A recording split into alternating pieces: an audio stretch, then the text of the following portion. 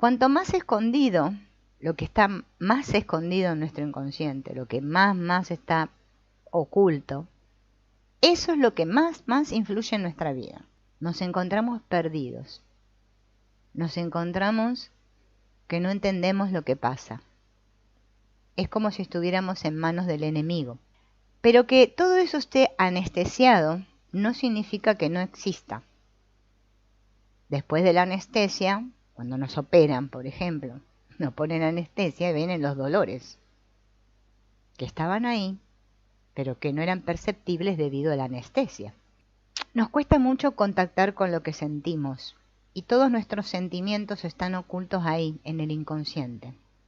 Por eso a veces no entendemos lo que nos pasa, ¿no? Sentimos ira, odio, tristeza o lo que sea y no sabemos ni de dónde nos viene. Pero justamente desde el inconsciente es de donde nos llegan esas intuiciones, ese contacto con esas dimensiones que están más allá de lo que podemos percibir con los meros sentidos. Ese contacto con Dios, la divinidad, el todo, bueno, llámenle como quieran, ¿no? Yo a veces no quiero decir Dios porque la gente no sé por qué está enojada con Dios, porque la palabra Dios es re bonita, pero la gente dice, ay no, si hablan de Dios, entonces ese Ho'oponopono no sirve. Es otra memoria eso, ¿no? Que está enterrada. Es que no tiene sentido. Es lo mismo. Las palabras son palabras. Yo creo que la palabra es la que hace, pero es que no es la palabra, sino es el significado que le doy a la palabra. Esa conexión que parece que hemos perdido, por eso se habla de que estamos separados, queremos estar separados. Separados, fíjense, nuestro cerebro está separado. Todo en este mundo está separado, ¿sí? Ahí justamente está nuestro mayor tesoro. Así como está todo eso que queremos limpiar en el inconsciente, también está nuestro mayor tesoro. Ya el psicólogo, este famoso Carl Jung, lo dijo. Así como hay una sombra, todo eso que no quiero ver, hay una sombra dorada. Hablo de una sombra dorada. Por eso yo digo que todo el mundo habla de lo mismo, pero las personas creemos que porque es un título, una cosa es más importante o funciona más que la otra. Es que todo es lo mismo. El curso milagro, el Ho'oponopono, la constelación, todos hablan de lo mismo, de la unidad. ¿Qué es lo que no queremos? A nosotros nos encanta ser especiales y estar separados del otro. Y yo ser el bueno y el otro el malo. Cuando empezamos a ver eso, ese juego de la víctima y el victimario, el inocente y el culpable, de cómo yo reacciono siempre ante las mismas cosas. Me pasa una cosa y siempre reacciono igual. Y estoy siempre pendiente de eso. Y digo, quiero dejar de reaccionar así, pero es que no me presto atención a mí. Siempre culpo al otro. Proyecto, se llama proyectar. Niego que esté en mí y lo proyecto. ¿Qué sucede? Todas estas grabaciones que decimos que están inconscientes, también está comprobado por ejemplo, la terapia de la memoria celular. Ustedes saben que en nuestras células quedan grabadas todas las experiencias que también nos han traumado, ¿no? O sea que las sentimos en el cuerpo, porque el cuerpo viene a ser como un reflejo de lo que pasa en nuestra mente. Entonces, por ejemplo, vamos a hacer un ejemplo, ¿no? Un bebé, cuando es chiquito, se cae de la cuna, se da un golpe en el brazo derecho, ¿no? Cae así, ¡paf!, y se golpea así. Esa parte del cuerpo registra el dolor, ¿m? Y también registra a la vez la emoción que le provocó ese golpe, que fue susto, miedo, ¿no? O sea que se graba tanto en el cuerpo como en la psique, en las dos partes. Ese bebé va a sentirse que en ese momento fue desprotegido, se sintió impotente porque cayó y no pudo hacer nada, ¿no? Pasan los años, ¿no? Cada vez que yo como adulto, si fui ese bebé que se cayó, eso es un ejemplo que estoy dando, me pase algo, me voy a sentir, y me vengan esas memorias de desprotección, voy a sentir miedo, porque voy a asociar tanto físicamente, corporalmente, como emocionalmente, la desprotección como algo malo, porque eso me dio susto. Pero yo es que no me acuerdo de dónde me viene. Entonces siento algo inexplicable ante la situación. ¿Sí? O puede ser que sienta un dolor en el brazo derecho, ¿por qué no? ¿Sí? Hay un circuito que relaciona el miedo con el brazo, en este caso, y que va a ser accionado siempre que las circunstancias hagan aflorar aquel recuerdo. Así que nuestro cuerpo es de ayuda para localizar las grabaciones. Por eso nosotros no estamos atentos a nuestro cuerpo. Por ejemplo, es importante cuando estoy sentado, vamos a suponer, no sé, ahora que estamos todo el día con el celular, mirando el celular, que tome conciencia de que yo estoy con el celular, sienta que mi mano lo está sosteniendo, tome conciencia de que mi cuerpo está sentado en una silla o acostado en una cama o qué sé yo lo que está haciendo, pero que tome conciencia. Eso es atención, ¿no? Hola Lourdes. Si no estoy atento, es como dijimos ayer, estoy distraído de la vida. La vida es una cosa que pasa. Solo presto atención a la vida cuando me pasa algo que yo digo, qué malo esto que me pasa. Todos nuestros dolores corporales se relacionan con zonas donde nos sentimos más vulnerables. Por ejemplo, vamos a hacer, son ejemplos esto, ¿no? Si yo tengo problemas de comunicación, siempre la zona de la garganta y la boca van a ser las que voy a presentar más problemas. Si no sé expresarme, me cuesta comunicarme. Si tenemos dificultades fisiológicas, emocionales o morales relacionadas con la sexualidad, siempre voy a sentir o voy a tener más vulnerables las zonas genitales, la base de la columna. Voy a ser más propenso a infecciones, a dolores inexplicables. Si no puedo digerir mis emociones, mi rabia, mi odio o lo que sea, mi tristeza, o mis resentimientos, voy a ser más propenso a tener problemas digestivos. O sea, justamente eso que yo le llamo mi enfermedad, o donde mi cuerpo es más vulnerable, es un signo de alarma, me está mostrando una grabación. Me está diciendo, mira, ¿ves? Esta parte de tu cuerpo es la que reacciona cada vez que a vos te pasa algo. Podríamos tomar otra vez esa hojita que teníamos por ahí con el lápiz o la lapicera y tomar conciencia de cuáles son los dolores corporales que siempre tenemos. Y si es posible, a ver si detecto cuándo aparece ese dolor. Entonces voy a notar qué órganos o qué lugares de mi cuerpo son los más vulnerables, cuáles se enferman con más facilidad, cuál es la enfermedad de la que más seguido padezco, y lo voy a dejar ahí.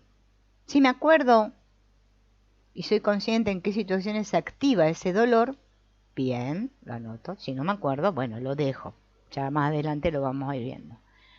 Pero para que podamos relacionar que el cuerpo también tiene memorias. Es más, el cuerpo es un conjunto de memorias. Ahora vamos a hablar de estas grabaciones más profundas, estas que están más enterradas, ¿no?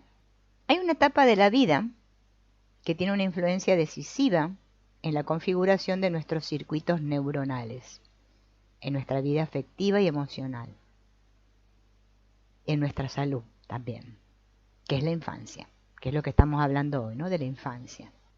¿Por qué? Porque es cuando nuestro sistema nervioso está en formación, cuando nuestros escudos protectores todavía no se han configurado, cuando nuestro inconsciente está más como expuesto. Por eso cuando somos niños nosotros estamos más conectados con el todo. Estamos más a un nivel inconsciente. Pero es como somos tan maleables en esa época, es como ahí después empezamos a captar como esponjas todas las informaciones que nos vienen de aparentemente ahí fuera, ¿no? Todo lo que se graba en esa etapa va a estar incrustado en lo más profundo de nuestro sistema nervioso y en nuestras células y va a tener un papel estelar en nuestra vida emocional futura. O sea, todo eso que se grabó, que ya también lo dice Eric Berne, no sé si ustedes leyeron algo de Eric Berne, el análisis transaccional, donde explica justamente lo del guión de vida, que dice que nuestro guión de vida se plasma desde que nacemos hasta los 5 años. Ese guión de vida, así como queda estructurado, es lo que nosotros repetimos, ¿sí?, después en nuestra vida. O también Antonio Blay, que lo explica, bueno, él habla de una etapa un poco más temprana, él dice hasta los 3 años, donde después de eso, ¿no?, de acuerdo a lo que nosotros fuimos recibiendo, se genera en nosotros una triple angustia, que es debido justamente a que nosotros empezamos a diferenciarnos del todo. O sea, ya yo dije puedo decir mi nombre, por eso en esa etapa los niños empiezan a ir al jardín de infantes, sé que esta es mi mamá, mi papá, y con ese miedo a que esos seres en especial, ¿no?, bueno, pueden ser los tíos, los que me crían, ¿no?, dejen de quererme, yo empiezo a adoptar ciertos modos de ser para satisfacer a los demás. Entonces ya siempre complazco a los demás. Si soy bueno, si soy así, me van a querer. Si hago esto, me van a aceptar. Y así. Todo ese periodo es muy importante, ¿no? Todos hemos recibido toda esa impronta en esas etapas. Pero muchos autores hablan de esto. Les nombro estos dos porque, bueno, es lo que más conozco, pero hay montones. ¿Cómo puede influir tanto lo que le pasa a un bebé, por ejemplo? Que pareciera, ¿no?, que el bebé no le pasará nada, más que llorar si tiene hambre, sueño o está sucio, ¿no?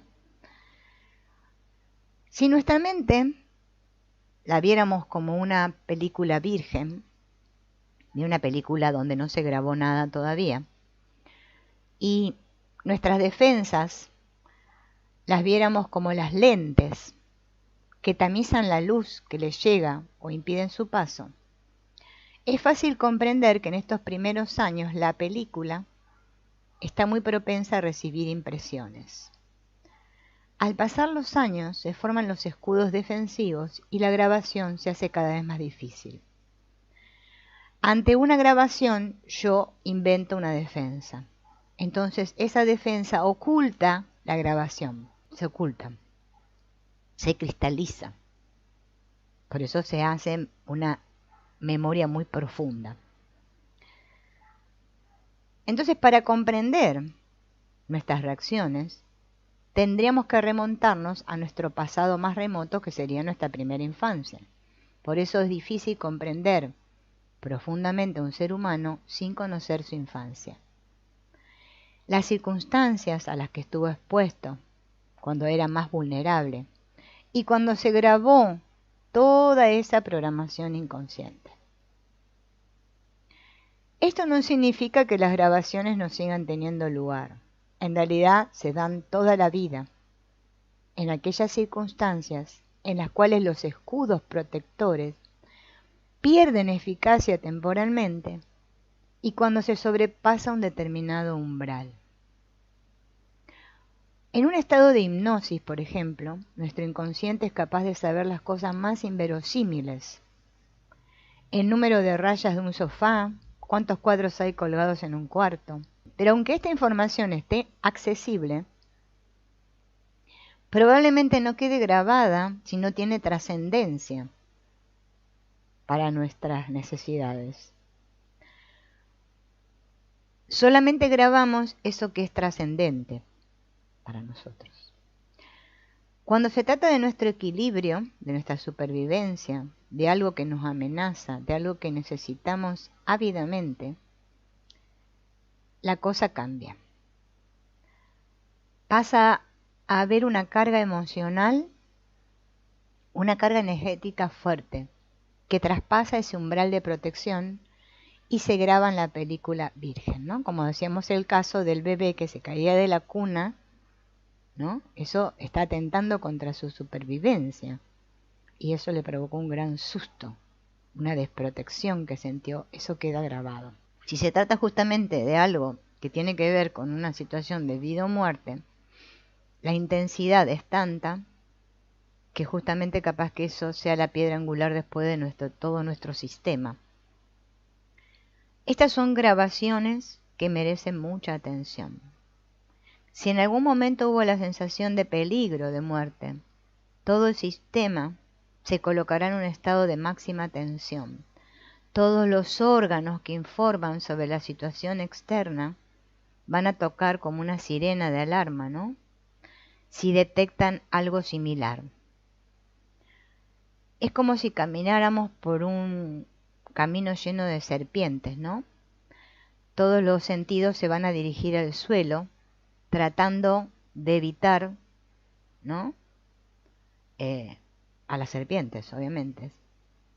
Atentos al movimiento, a ver si alguna se me acerca. Entonces vivo en un estado de alerta. En vez de vivir en un estado de atención plena, de centramiento, vivo en un estado de alerta. Ay, ¿qué va a pasar ahora? Ay, ¿qué va a pasar ahora? Toda la estructura reaccionará prioritariamente a estos indicadores y todo lo demás va a perder importancia. ¿Ven? Ahí voy a poner mi atención. Estoy en una alerta, o sea, una atención alerta a las víboras, a las serpientes. Pero no estoy alerta a mí. Lo que se haga a partir de ahí estará supeditado a esta precaución fundamental. Entonces yo vivo una vida, como les dije, de precaución, precavido. Tengo miedo, me cuesta confiar. Porque primero, yo tengo que vivir mi unidad. Si en la vida diaria me cuesta, es porque yo vivo la vida como difícil, como hostil, y todo eso me genera miedo. Y cada vez que siento miedo me repliego en mis mecanismos infantiles de defensa. El gozo es el resultado de vivir la unidad. No es el resultado de que las cosas me vayan bien a mí y de que pueda tener una relación amable o divertida. Esto sería el gozo en la vida corriente, ¿no? Acá estamos hablando del gozo a nivel superior. La creencia, que es donde estamos instalados, varía con el tiempo. Toda creencia varía. Pero lo que yo soy, esencialmente, no varía, no cambia. Yo soy realmente ese fondo, esa plenitud. Entonces me tengo que vivir desde ahí. Si yo me creo mis creencias, vieron que en este asunto de creer es bastante complicado, porque no podemos hacer la sutil diferenciación, ¿no?, entre lo que es creer y lo que es saber, conocer. Si yo me vivo desde el fondo, entonces no hay creencias. Ahora, si yo me creo mis creencias, yo creo de creer, ¿no? No puedo vivir esa unidad. El fondo lo vamos a ver en el momento en que yo me esté dando cuenta de que me doy cuenta de lo que veo. Porque solo me puedo dar cuenta, que me doy cuenta desde ese fondo. O sea, al tomar plena conciencia de algo es el medio para pasar a otra cosa. No puedo tomar conciencia plena de algo si no lo miro desde otro sitio. Yo tengo la sensación, dice esta persona, de estar como situada en la forma. Y también siento el fondo, pero entre una cosa y la otra siento como un vacío que me traga. Eso es porque lo estás haciendo a través de tu mente. Y el fondo se hace a través del sentir. Busca el fondo de tu mente. No pases directamente de la forma de tu mente al fondo del sentir, porque esto es como un salto. Y eso es lo que te da la sensación de sentir un vacío, ¿no? En realidad el vacío no existe. El vacío existe si yo intento pasar directamente a mi fondo afectivo. El problema de la mente hay que solucionarlo en la mente. Si yo no tuviera una mente rígida, esto no pasaría. Por eso primero tengo que ir al fondo de la mente. ¿Cuál es el fondo de la mente? ¿Qué es lo que me permite percibirme a mí misma como forma?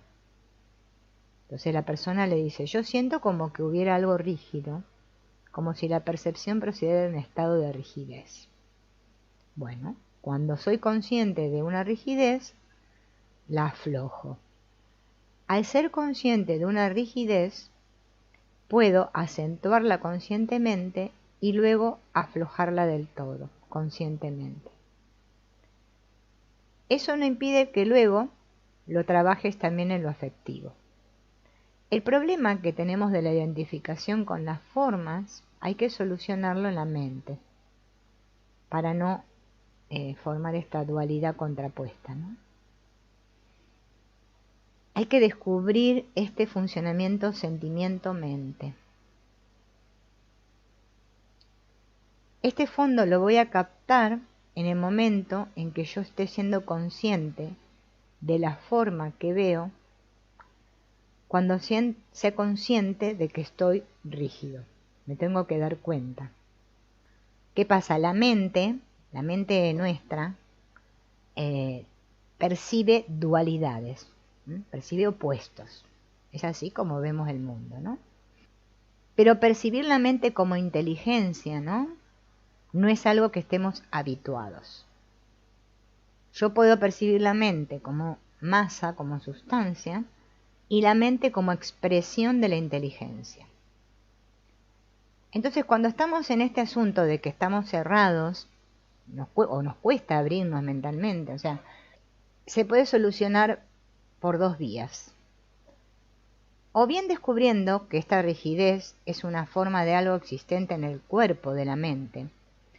Entonces, poniendo atención a ese algo, automáticamente se afloja a la crispación sobre la forma. Porque cuando estoy con la mente cerrada, por lo general mi cuerpo se pone rígido y tenso, ¿no? Me doy cuenta. Al darme cuenta puedo aflojar. Si yo no me doy cuenta, no puedo hacer el gesto de aflojar. Esta parte de este aspecto de inteligencia de la mente se puede hacer pasando al significado, ¿no? ¿Qué significado tiene esta rigidez? Esta rigidez es solo una parte minúscula de la inteligencia. Entonces paso de lo particular a lo general. Y ahí suelto lo particular y paso a lo general. Si la otra persona está cerrada, a mí no me tiene que importar. Es asunto de la otra persona. Pero sí me tiene que importar cómo yo veo a esa otra persona. O sea, cómo estoy funcionando yo. Y a mí no me tiene que importar que la otra persona esté cerrada. O que no sé, cómo esté. Porque si yo estoy pendiente de cómo está el otro, que es lo que hacemos en las relaciones, decirme cómo me miró, qué me dijo, qué gesto hizo, bueno, terminamos en una actitud infantil. Y digo, tú te enfadas conmigo, yo me enfado contigo. Ahora no te hablo más. ¿Ya? ¿Ya? El hecho es que yo tengo que vivir lo que soy por lo que soy. No para que la otra persona cambie o no cambie. Porque la espiritualidad hoy en día está muy basada en eso. Yo ahora que estoy trabajando en mi mente, en mi espiritualidad, todas las personas a mi alrededor van a ser como perritos dulces y tiernos. No. El propósito tiene que estar en que yo tengo que vivir lo que soy, porque lo soy. No para que el otro haga nada. Si yo dependo de otra persona, me cierro. La dependencia o la no dependencia es algo que lo creo yo, no la otra persona. Si se produce una apertura automática, aunque sea positiva, sigue siendo un automatismo. El problema es que yo deje de ser yo, que es lo que nos pasa cada rato. En la medida en que yo me doy cuenta de lo que me ocurre a mí, estoy despierta. Y no se trata de que despierto que esté vivaracha, activa, no. Sino estar lúcido, consciente. Se trata de una conciencia profunda. No hay que confundir el centrarse con otra cosa. Centrarse es estar en el centro. Este trabajo se consigue, ¿no? Los rasgos más indicadores, ¿no?, que se va consiguiendo este centramiento son la autenticidad, la disponibilidad y la independencia. Cuando empiezo a darme cuenta de que estoy más dispuesto, que me siento más yo y que me siento más independiente, es que estoy centrado. Porque uno se siente más auténtico que nunca, ¿no? Siento una conciencia más profunda y evidente de uno mismo. Me siento más libre para hacer o no hacer lo que convenga. ¿No? Puedo ir en cualquier dirección y estoy bien. Y me siento más independiente de las situaciones y personas. Las cosas ya no me afectan. Las veo, las manejo, porque no estoy viviendo en la superficie de las cosas. Ya no estoy amarrado, aferrado a las cosas. Los problemas aparecen en la mente, pero no son todos de la mente. La mente, en realidad, tiene pocos problemas.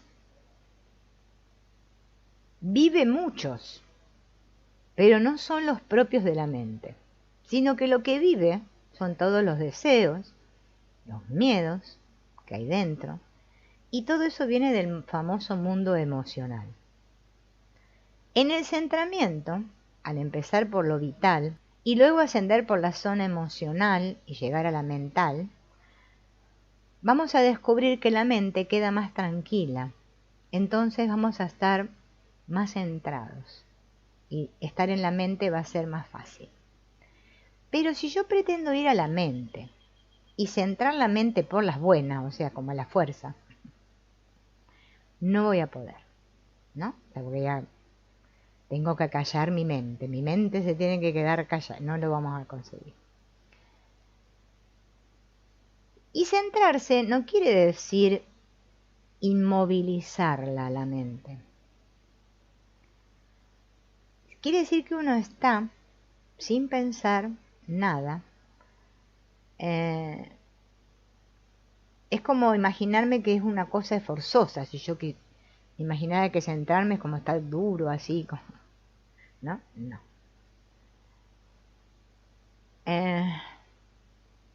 No es como estar, por ejemplo, aguantando la respiración, tampoco. Estar centrado es que uno esté aposentado en su centro y que desde ahí sea libre para ver, para pensar, para dejar de pensar, para soñar, para lo que a uno le dé la gana. Esta disponibilidad no es fácil, por eso hay que empezar por lo más elemental. Nosotros somos algo así como una olla a presión, en la que hay un montón de cosas hirviendo. Claro.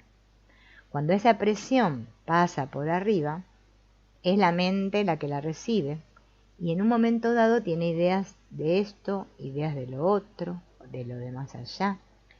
Pero la fuerza de estas ideas no está en ellas, en las mismas ideas, sino en lo que hay abajo. Por eso hay que empezar por lo que es más elemental. ¿Y qué es lo más elemental? La respiración. Bien, la respiración nos sirve para ahondar en la conciencia. Luego voy a poder pasar a lo afectivo y a lo mental. Bien.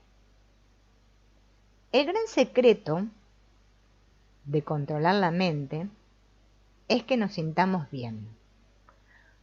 Yo solo puedo controlar mi mente si me siento bien. Yo quiero controlar mi mente para sentirme bien. Fíjense en qué hacemos eso.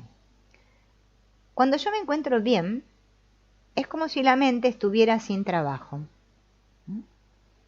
Entonces la puedo dirigir hacia donde quiero. Es como el afecto. Cuando yo pongo mi afecto y pongo mi atención en eso que yo quiero poner mi afecto, ¿no? La mente me sigue en mi afecto, sin esfuerzo. Y logramos la atención en la medida en que hallamos una satisfacción en aquello que estamos mirando. La mente está encandilada y pasa el tiempo sin que uno se dé cuenta. ¿Bien? Así que hay que enseñarle a la mente a situarse donde uno quiera, con independencia de todo lo demás. Dice, cuando uno trabaja interiormente, porque verdaderamente lo siente así, porque esta demanda nace de dentro, ha de saber que no es uno mismo quien en realidad inicia el trabajo, sino que este trabajo nace o se origina en lo superior. Parece como que el personaje fue el que dijo, ¡ay, qué de problemas tengo! Voy a ver si hago algo de mi vida. Bueno, voy a ver si recurro a Dios. A ver qué pasa. Porque todo este tiempo no le digo Lilla, pero bueno, ahora que estoy tan complicada voy a ver si Dios existe. Porque la verdad tengo tantos problemas. Sí, si no creemos en Dios o no tenemos a Dios presente, vamos a tener muchos problemas en nuestra vida.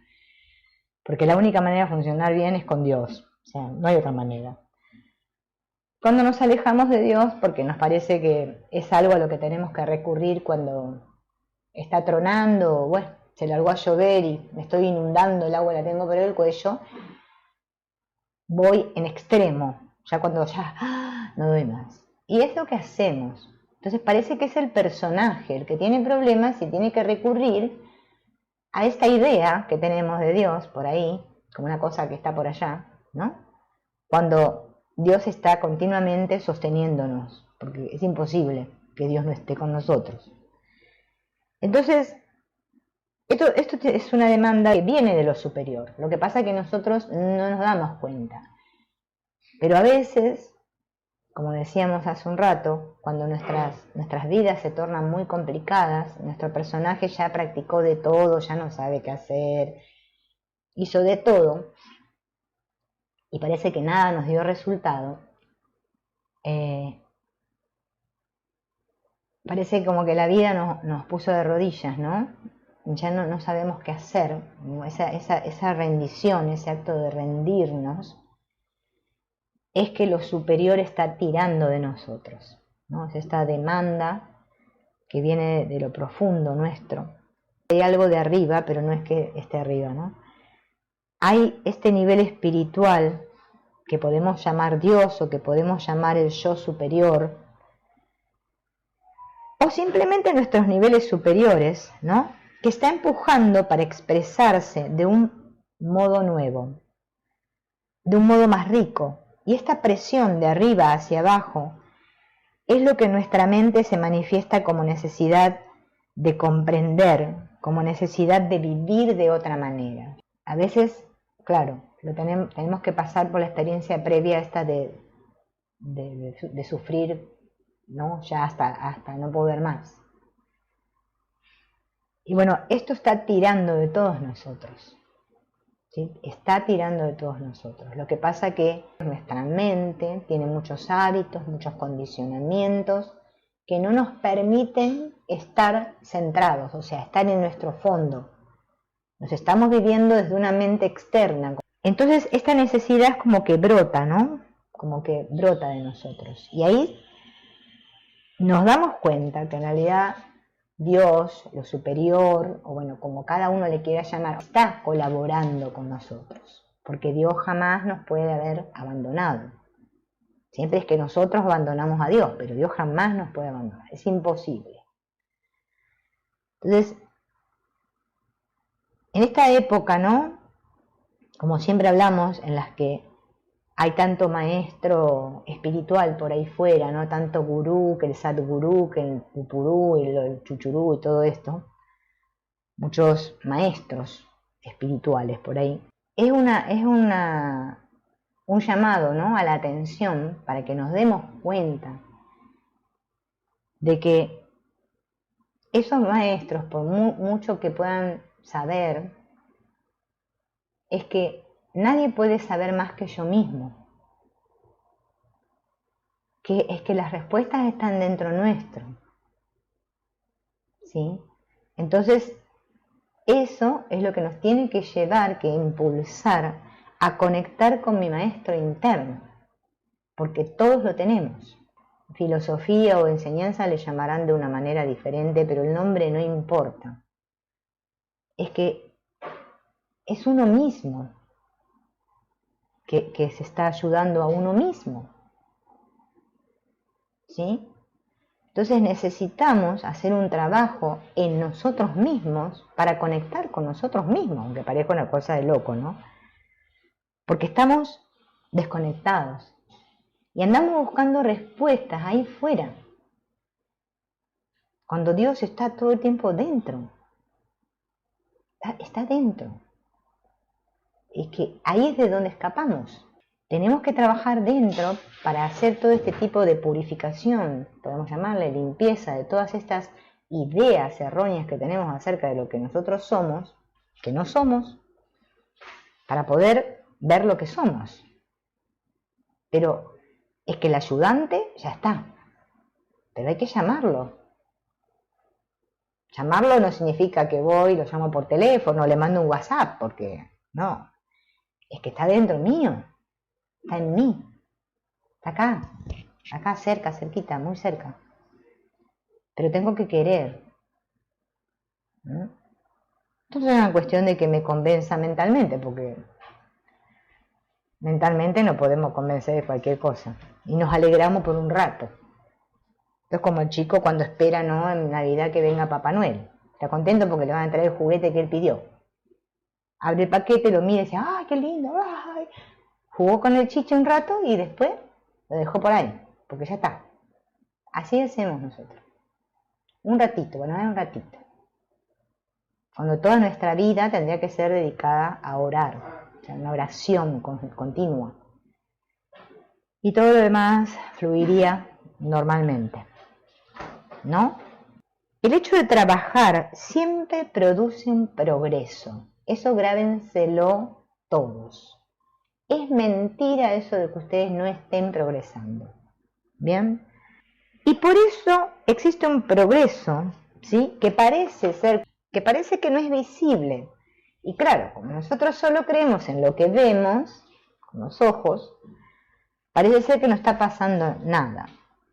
En el trabajo interior puede producirse experiencias muy variadas. Cuando la persona que empieza a practicar tiene algunas experiencias, del tipo que sean, entonces lo que no debe hacer es querer juzgar por sí misma estas experiencias y creerse que eso representa un adelanto, porque uno mismo al principio no está capacitado para valorar nada.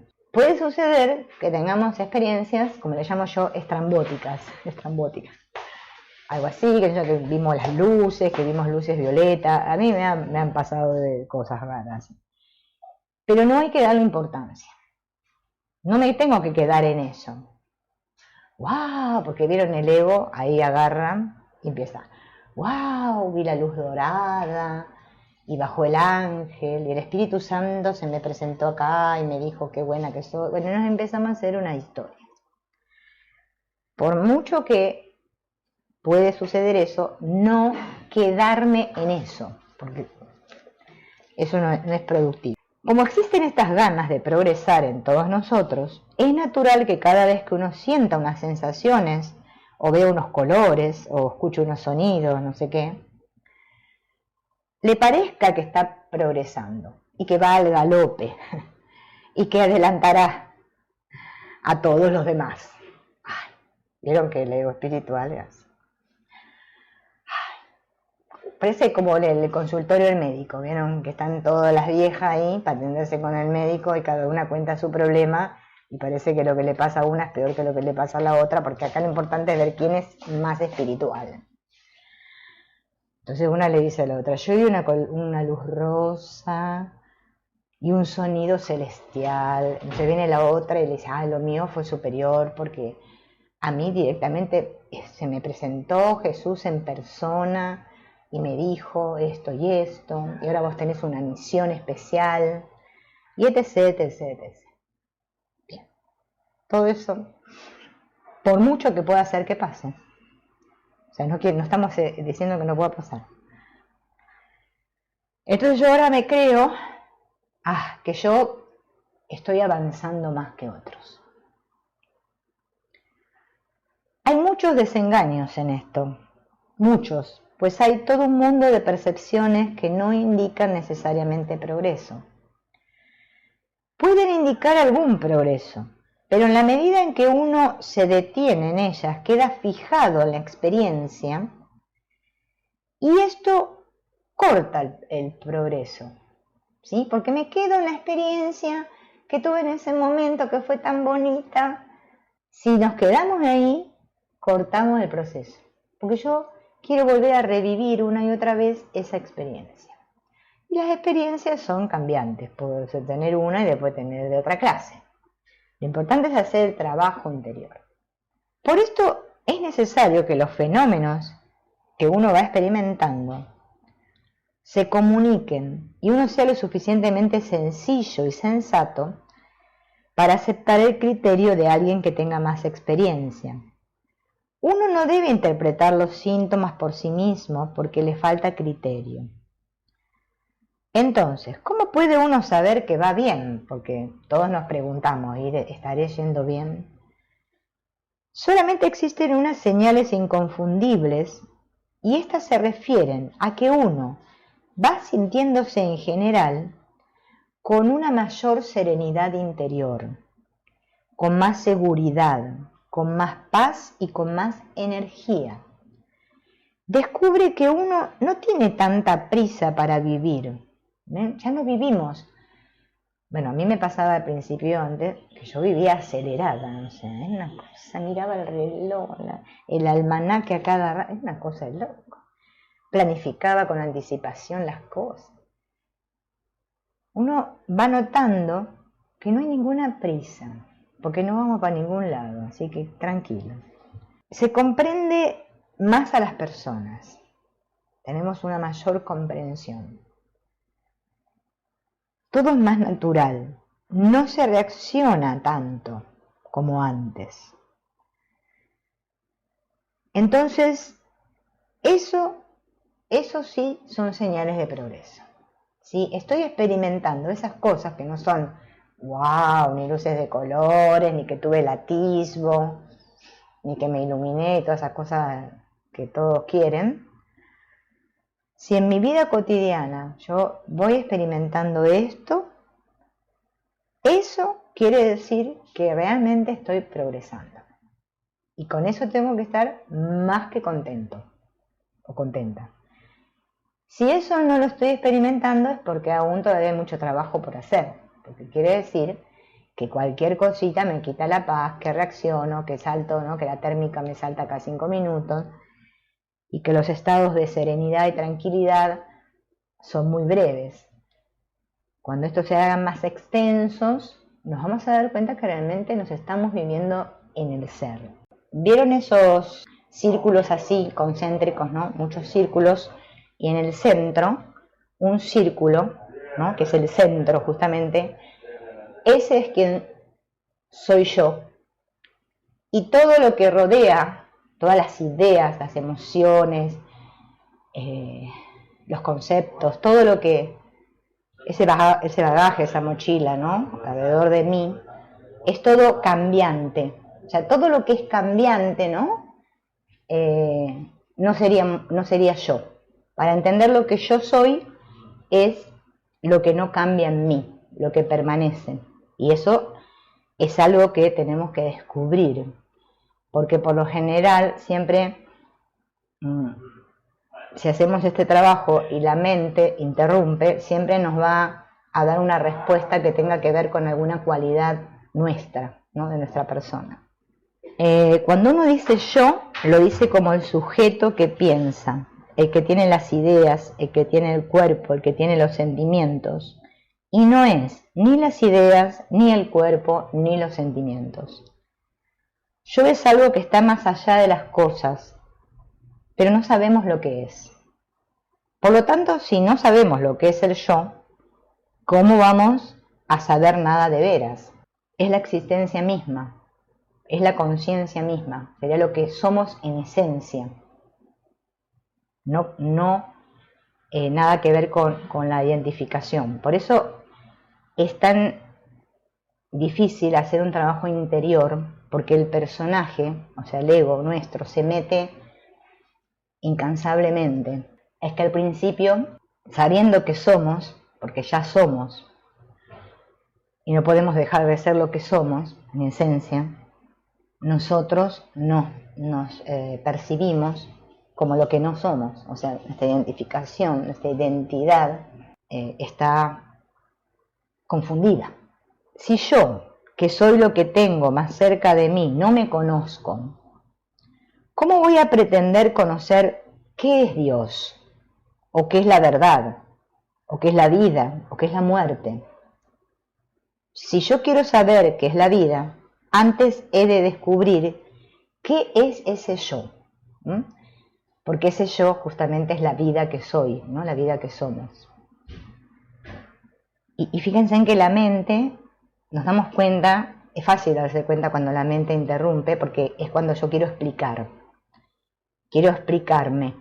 ¿Ven? Me viene la explicación, quiero definir, ahí ya está la mente, explicativa, haciendo de la suya. Entonces, ¿cómo se hace el trabajo? Simplemente observando. Cuando yo digo yo con todo mi ser, ¿qué siento? Porque cuando estamos en el sentir es como que salimos de la cabeza, que ese es el problema. Estoy más en mi centro, ¿no?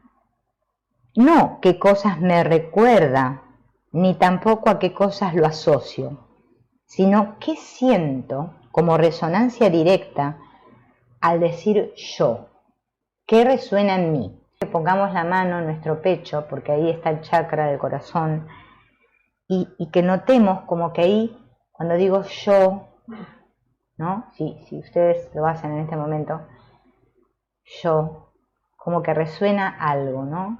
Ese yo es el que verdaderamente soy. Es una sensación, generalmente en el pecho. Si uno lo ensaya esto estando quieto, aunque, digamos, no esté dormido, ¿no? Uno interiormente va a sentir como que realmente está todo despierto. Dice yo, y este yo es un yo vivo, es como una resonancia. Entonces, en concentración, practicar a sentir este yo, esta resonancia en nuestro pecho, ¿no? Eso es como para ir dándome cuenta que ese yo está más cerca de mí de lo que yo creo y que nosotros no le prestamos atención, ¿no? Y volver a repetir, ¿qué soy yo? Tratando de penetrar, ¿no? De centrarme en la atención sostenida, en esta noción de yo. Mirar y seguir mirando. Es un mirar que ya sabemos que no se refiere a los ojos, ¿no? Es un mirar dentro. Centrarse en el silencio.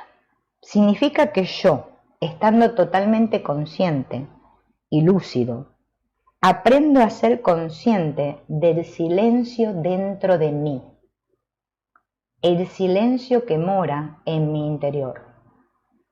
Podemos decir, siento el silencio dentro de mí, en ese trabajo de concentración, si elijo enfocarme en el silencio. Cierro los ojos, ¿no? Y siento el silencio dentro de mí. Y ver qué resuena ahí. Estando consciente, lúcido. Aunque fuera puede hacer que no haya un silencio externo, no importa. Ver cómo puedo alcanzar ese sentir, el silencio dentro de mí. Y hay que prestar atención, ¿no? Porque en ese silencio interior, ese mirar, dice en el silencio, estar bien centrados, dice que eso trae muchos efectos. Si nosotros nos concentráramos y hiciéramos esta práctica, esto después trae un efecto posterior. Vamos a tomar conciencia de muchas otras cosas que no pudimos ver. Tiene un efecto extraordinario para ahondar, para ir cada vez más profundo, para aclarar la mente, para que nuestros sentimientos, nuestra vida afectiva se ordene, se consolide. Es un medio para también poder comunicarme con otros, ¿no? De otra manera. Aprendiendo a estar en silencio, desarrollamos unas capacidades de sensibilidad, nos tornamos más sensibles, ¿no? Me descubro a mí mismo porque me sensibilizo interiormente y me puedo poner en contacto con la realidad más profunda, tanto mía como de los demás. Y también ahí podemos ponernos en contacto con Dios. Y obviamente esto es una apertura a la comprensión, porque si se aclara la mente, ¿no? Se tranquiliza todo, se ordenan los pensamientos, es como que nuestra capacidad aumenta. Porque el problema de la mente y de estos trabajos interiores es el que tenemos que soltar la idea de resultados, ¿sí? Cuando nosotros hacemos una práctica, mira, ya sea como estas que estamos haciendo ahora, ¿no? Y las hacemos porque queremos ser santos, más buenos, que se nos arregle toda nuestra situación económica, que nuestros familiares todos nos llevemos bien. Bueno, todas las situaciones que tenemos en nuestra vida acá, en nuestra experiencia, eso mismo corta el trabajo, porque me pone en un estado ansioso, en un estado, como dice el Ho'oponopono, ¿vieron?, de expectativa ante la cosa, y eso nos corta todo el trabajo. Esto se trata de aprender justamente a liberarnos de esto, ¿no? Porque si no, la misma ansiedad, la misma expectativa puesta en el resultado, porque a todos aquí tenemos alguna situación, lo practicaríamos para eso. Y como que en realidad nos estaríamos engañando a nosotros mismos, porque ¿a quién nos vamos a engañar? No se trata que hagamos esto, dice, para curiosear o para hacer chusmas en la vida de los demás. No lo hacemos para eso. Sino más para ver qué está pasando en nosotros mismos, ¿no? Que tendríamos que, por ejemplo, preguntarnos, ¿qué quiere decir ser? ¿Qué quiere decir inteligencia? ¿Qué quiere decir amor? Penetrar dentro de lo que esto significa. Eso es importante, porque penetrar dentro de esto significa convertirme en lo que esto es, sino que es un penetrar para que aquello penetre en mí en una interfusión, dice él, en una actualización vivencial del objeto de la meditación, ¿no? Una auténtica transformación. Cuando nosotros empezamos a ver, porque al principio estamos tan identificados con el personaje que es increíble, que todas las cosas que hacemos, todas las prácticas, estamos haciendo para mejorar al personaje, para que mi personaje se sienta mejor, para que mi personaje le pasen las cosas que él necesita, todo para el personaje. Y llega un punto en que una y otra vez vamos fracasando, nos sentimos que no, o no es suficiente, nos convertimos en buscadores espirituales y seguimos buscando y buscando, y así vamos pasando por diferentes, no sé caminos, no sé cómo llamarle, como la metafísica. En ese momento no nos damos cuenta, ni tenemos ni idea de lo que es despertar. O sea, es como que tenemos una idea, pero no sabemos bien lo que es. En realidad, nuestra atención está muy puesta en que el personaje o la vida del personaje mejore. Y así vamos haciendo cosas, qué sé yo, mira, yo leía de los ovnis, no sé, me fui a los chamanes. La mente tiene mucha imaginación y bueno, imaginamos muchas cosas. Lo importante es darnos cuenta de que vamos, como parece, transitando por diferentes caminos, que bueno, me tenía que ir hacia adentro, que la cosa no era hacia afuera, que era todo hacia adentro, y a conocerme a mí misma, porque si yo quería conocer a Dios, tenía que conocerme a mí, primero que nada. Pero nos lleva, podríamos decir, un proceso, y después nos sigue llevando otro proceso, el poder tener esta experiencia viva de Dios dentro de nosotros. No es algo que yo diga, ay, sí, voy a experimentar a Dios. Ah, ya está. No, porque van a ver que no. Ahí nos damos cuenta de la desconexión profunda que hay, y ahí es donde uno, bueno, toma conciencia y dice, ah, claro, por eso. Bueno, o sea que el tema, lleguemos como a esta conexión. Descubrir los condicionamientos es lo que nos va liberando, porque los vemos y los soltamos, pero es un mirar profundo, ¿no? No un decir, ah, sí, claro, no, así nomás no. Es algo en lo que me tengo que poner todo yo para descubrirlo. Si descubriera quién soy, todo sería mucho más sencillo. Porque sabría que no tengo que lograr nada. ¿Quién quiero llegar a ser si yo ya descubrí que soy? Ah, yo quiero llegar a ser porque no sé quién soy. Si yo no tengo dinero y quiero tener dinero, ¿no? Es que quiero tener dinero porque creo que no tengo. Cuando no tengo, quiero tener. Yo quiero tener lo que me falta. Y solo me falta lo que no he dado. Lo que yo no he dado, no me he dado, es lo que me falta. Si yo no me presto atención, busco atención ahí fuera, diciéndole al mundo, ¿quién soy? ¡Ey, ey, señora, señor, defíname! Dígame quién soy porque yo no sé. Ah, vos sos poca cosa. Y yo me lo creo. Vos no servís para nada. Y yo me lo creo. Y así vamos. ¿Cuál es el juego que juego yo? ¿Se lo preguntaron? Es difícil descubrirlo. Está tan escondido, que es que se me escapa. Pero si yo me pregunto, honestamente, ¿cómo yo consigo día a día que se fijen en mí? Me pregunto, ¿en qué cosas me creo especial y diferente? Me pregunto, ¿qué actitud tengo que me parece tan natural e inalterable? Si observamos esta lista, y ahora vamos a hacer una lista más amplia, vamos a descubrir cómo nosotros hacemos para conseguir la atención de los demás, en vez de estar atentos. Y ahí voy a descubrir el papel que juego yo. A ver, ¿cómo consigo la atención de los demás? ¿Siendo una víctima? Lamentándome, quejándome de todas las injusticias que yo he tenido que sufrir, todas las enfermedades, abandonos, esfuerzos, ingratitudes, maldades que me hicieron los demás,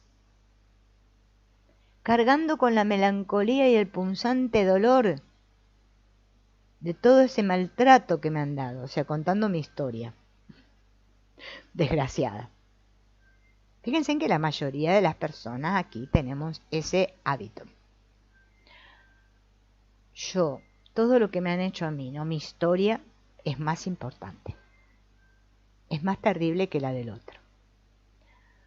O yo trato de conseguir la atención de los demás siendo esa persona que siempre tiene la solución a todo. El que se las sabe todas. Que sabe las salidas, que sabe lo que los demás tienen que hacer, cómo resolverlo todo, que sabe las respuestas a todo, a todas las dudas. ¿Soy ese? ¿Estoy jugando ese papel? ¿O estoy jugando el papel de ese que es el gracioso, el que divierte a todo el mundo, que cuenta los chistes, que le levanta el ánimo a todos, que tiene buena vibra y buen humor? ¿O soy aquel que siempre encuentra el punto débil, el fallo, lo inadecuado de todo? Siempre busca una perfección inalcanzable y está todo el día con el dedo así, diciéndole a los demás todo lo imperfectos que son y que no van a llegar a ser nunca tan perfectos como él. O soy el que siempre busca pelea, fricción, confrontación. Ese que está indignado con el mundo y con la vida, que exige a todo el mundo. O estoy jugando el papel del incompetente, el tonto, el que no consigue hacer las cosas ni obtener resultados. El que dice, ay no, yo no sé nada, no estoy lo suficientemente informado, no soy capaz o habilidoso. Soy el eterno derrotado. O el papel que estoy jugando es el de ser muy eficiente, muy práctico.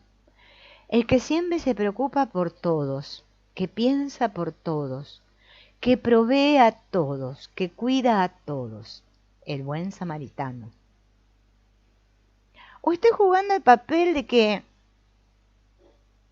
estoy muy distraído, estoy siempre en las nubes, viviendo mi propio mundo, en mis propios sueños, y nunca me doy cuenta de nada. O también acaso puedo jugar el papel de ser el altruista, el que siempre está preocupado, que ayuda a los demás, sintiendo en carne propia las injusticias, los dolores del mundo. El mártir, el sufrido. O estoy jugando el papel del responsable que carga un peso en la espalda y que carga con todos los problemas y que cree que si él no se ocupa, el mundo se viene abajo. O también quizás esté jugando el papel de ser el que escapa, el que se escabulle cuando tiene que asumir alguna responsabilidad, enfrentar un problema.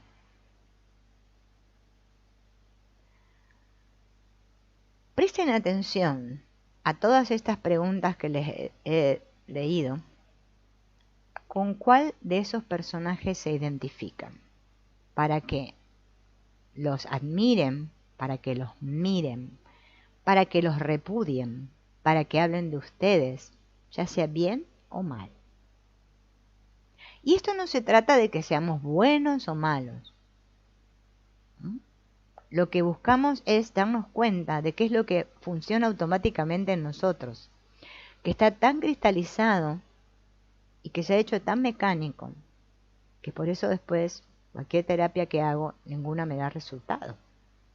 Claro, porque ya eso se hizo carne, ¿no? Necesitamos un trabajo para descubrirlo ahora. Entonces la llave maestra, que es la que abre todas las puertas, tengo la llave en la mano, pero no sé cómo abrir la puerta. Estamos encerrados dentro de un círculo de lo que creo que soy. Creo que soy. Todos creemos que somos. Por eso decimos que creemos en Dios. Porque Dios es tal cual yo creo ser. Para mí Dios es lo que yo creo que soy yo, entonces esa imagen la proyecto en Dios. Por eso hay tantas opiniones diversas acerca de lo que es Dios, y ni que hablar de las disputas y peleas que encierran la palabra Dios. La palabra Dios. Por eso ahora decimos divinidad, es mejor. Así estamos de locos. No importa la palabra no es lo que interesa. Lo que interesa es que yo me dé cuenta que estoy dentro de ese círculo, de lo que yo creo que soy. Prisionero de una imagen de mí. Y resulta que mi verdadero ser, el que yo soy realmente, se quiere expandir, quiere ser libre, quiere ser lo que es. Pero yo no puedo salir de adentro de ese pequeño círculo que me hice. Estoy atrapado. entonces tengo que usar la llave. Para eso tengo que estar atento. Meterla en el cerrojo de la cerradura. Es decir, darle vuelta a la llave y abrir la puerta. He viajado mucho tiempo con un desconocido. Llegó el momento de intimar con ese desconocido. Mirarlo, verlo, observar sus movimientos, sus deseos, sus necesidades, sus ilusiones. Como el domador con el león. No hay más remedio que adivinarlo. Conocer el significado de sus más pequeños movimientos. Observar cuando le brilla la mirada. En qué proyectos coloca toda su energía. Qué cosas lo entristecen.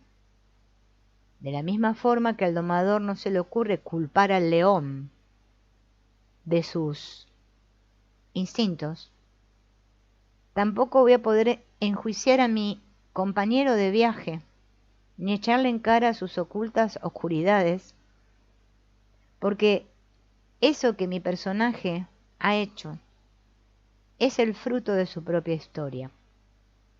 Necesito comprenderlo.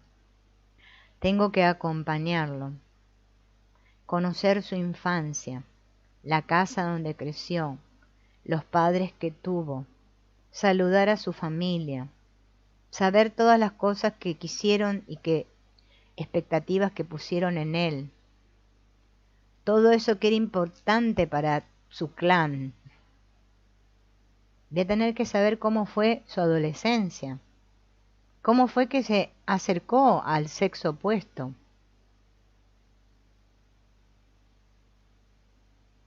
Tengo que saber qué cosas exige mi personaje a sí mismo, qué añora, qué desea, qué rechaza y qué repudia. Y así, comprendiéndolo, prestándole atención, perdonándolo, amándolo, vamos a hacernos amigos.